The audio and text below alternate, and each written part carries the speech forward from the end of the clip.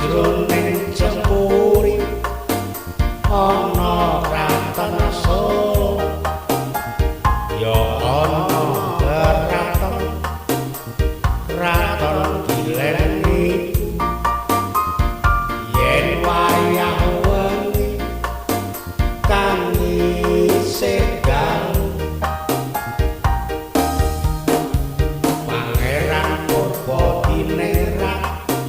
lahir ana donya jenenge cilikane Raden Mas Kusen wis nyata satriya wis pinter luhur lan bagus niku putrane Pakubuwana kaping 9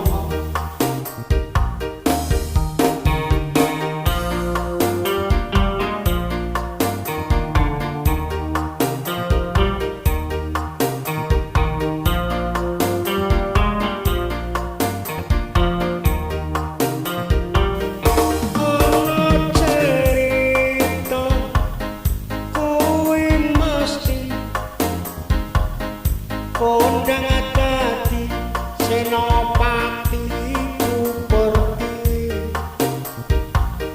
jaman semono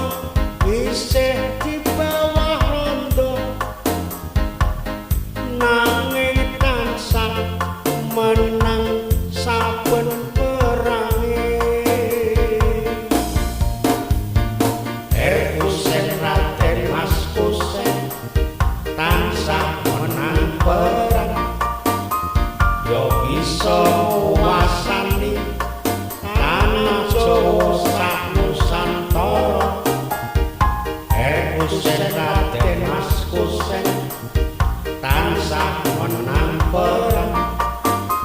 nganti bisa ngedeke bangsa